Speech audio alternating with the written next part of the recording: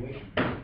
Well, I don't think it does. I mean, there's a dirty little secret about the elite charter schools and some of the voucher schools, which is they have a very high attrition rate along the way. So a high graduation rate compared to what? Compared to people who go to the 12th grade?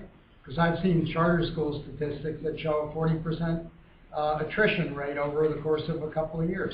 So, you know, the very flexibility which may have claimed benefits as far as getting rid of bad teachers also applies when it comes to getting rid of, quote, bad students.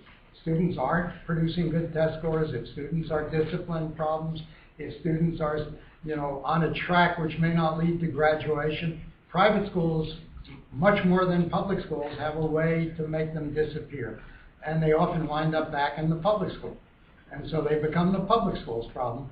And the charter or private school, you know, looks pristine. Look at the academic performance of our students, look at the graduation rates. All I'm suggesting is you have to look very hard at whether it's a real graduation rate or a contrived graduation rate. So I'm not, there are schools that are excellent. Some of them happen to be private schools, some of them happen to be charter schools, some of them happen to be regular public schools.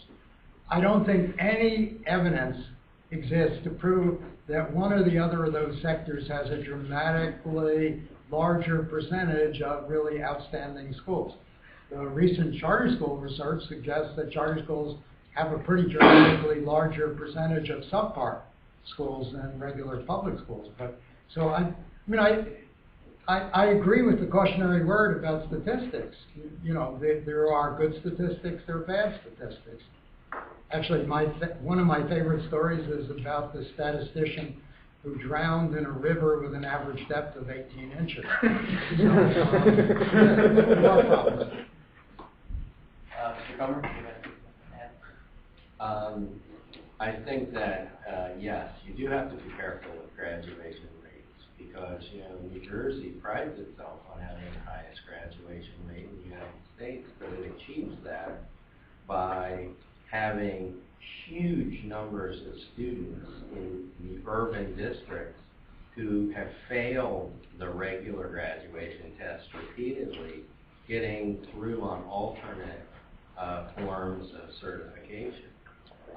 And you've got an organization here, E3, that is constantly criticizing the Department of Education for exactly that, for inflating your graduation rate by basically graduating students who have failed the objective test that everyone else has to pass.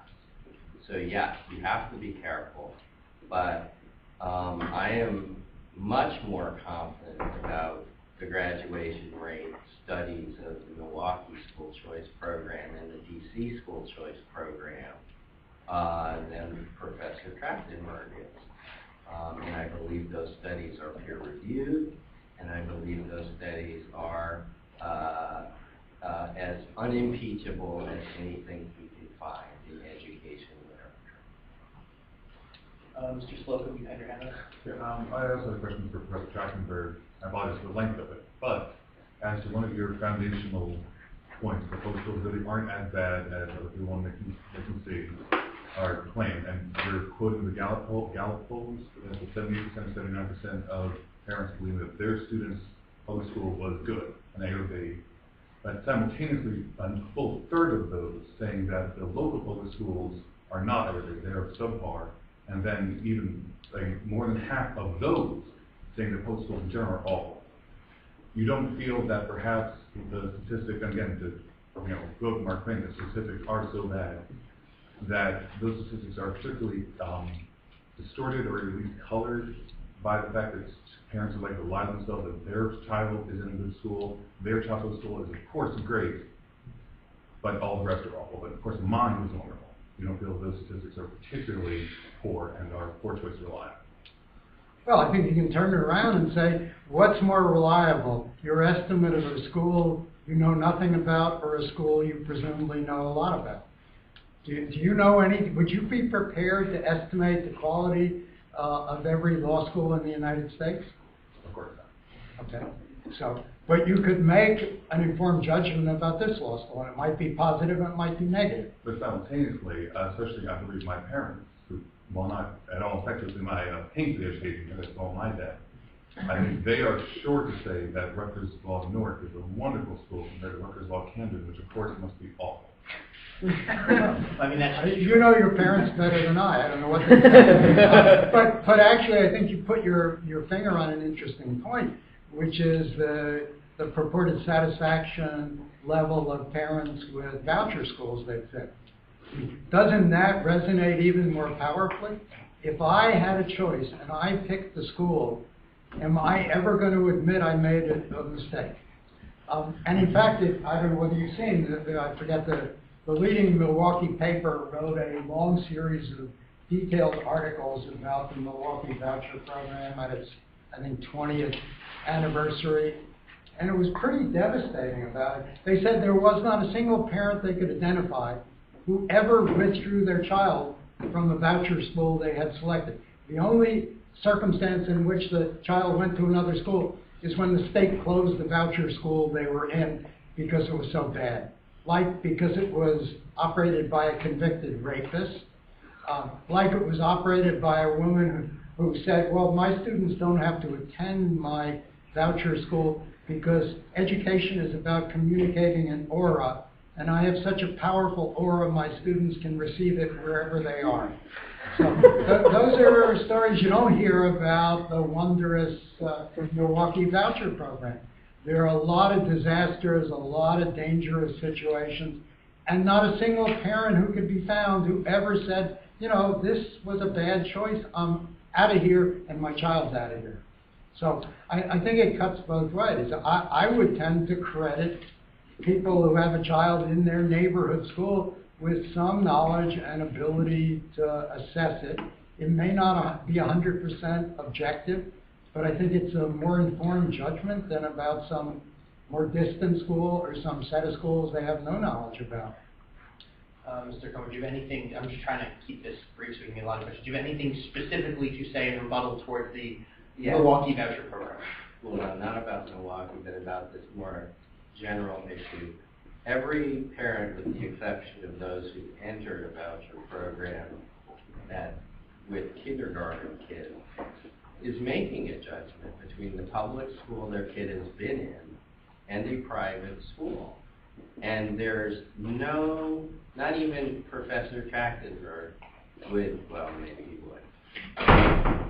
would contest that those parents who have used the voucher program after using the public schools and who prefer the voucher program are far more satisfied than they were when their children were in public schools. They've made the choice. Remember, no one is forced to accept a voucher. In fact, in some of the programs, those who take the voucher and have to provide a copay, like in the Cleveland voucher program in Selman. They have to pay or arrange for transportation of their children by themselves. And they go to great lengths to keep their kids in the voucher programs. Sure, there have been bad apples in the Milwaukee program, but that doesn't compare to the 45 bad apples they're leaving in Newark if you had a voucher program here, or the 25 in Camden, or the 24 in Patterson. I mean, it's not like the public schools are paragons of virtue, keeping their children safe and providing a proper learning environment. They aren't. In the interest of keeping the questions balanced, does anyone have a critical question for Mr. Komer? Professor Tractenberg's been getting barrage. Yes, yes. Full disclosure, I'm Alan Sadovnik from the School of Public Affairs and Paul's co-director at the Institute on Education, Law and Policy and the Newark Schools Research Collaborative. I have one very brief comment and then a question. The comment is about privatization. That is, 20 years ago, I was a discussant on a school choice panel at the American Educational Research Association, and I asked the question, will privatization in schooling have better results than it has everywhere else in the market? That is, do poor people have better health care because there's competition? Do poor people have better housing because they have competition? That is, ultimately, the question is, do markets advantage those people that voucher advocates want them to help? And that's not a rhetorical question. It's a question at the root of the way in which markets work. And you can answer that. It was rhetorical, but you can answer it. My other question, which is more substantive, is about the studies. That is, most of the gold standard, the best of the gold standard studies by Carolyn Hotspie, Thomas Kane at Harvard, are winners versus losers studies. That is, they look at school effects. They say, let's look at those who choose to apply to the lottery and get in and go, and those who don't get in and stay, say, in those failing Newark public schools. And then ultimately, most of the data shows that if they go to the charter schools, they often have better results. That is, when you control for everything else. But more often than not, that's looking at the best charter schools because they have the biggest waiting lists and the highest lotteries. The study that needs to be done is lottery losers versus non-applicants. That is, what happens when those who choose are in the same schools as those who don't. That is, that will get at parental effects. And most researchers say that any advantages that you find in private schools or charter schools are far more due to the selection bias the person chooses rather than they don't. So what are you going to do for all those kids who now are left in the public schools, whose parents, for a variety of reasons, didn't choose? Those who are homeless, those whose parents are drug addicted, ultimately, they don't get the life net. How will vouchers improve the lives of that significant majority of kids? A great number of them are in those 45 schools in Newark. You know, so first we were told that we had to compare the people who got the voucher with people who wanted the voucher but didn't get it, because otherwise we'd be comparing motivated with non-motivated parents. And now you're saying, well, we shouldn't have done that, we should have done the other comparison. You know, you can play it every way you want. With charter schools, with voucher programs, the complaint is always about creaming, but in fact, our experience has been that the parents who want vouchers the most are not the parents whose kids are doing well in school. They're parents who think their kids are smart, but who are bringing home D's and F's. They're failing. They want an alternative because they know that their kids are smart, but the school is not providing them what they need. Parents whose kids are performing well are not motivated to leave because leaving has a lot of cost. No parent wants to switch their kid from school to school because that's an enormous strain on their kid. As far as people being left behind, voucher programs, I think, can do every bit as good a job of dealing with subpopulation as a monolithic public school system can. For one thing, I mean, look at special education. All of a sudden, we have 6, I think, programs where the voucher's limited to special ed kids. And it's an effort to provide, you know, a very vulnerable population with an additional option to get out.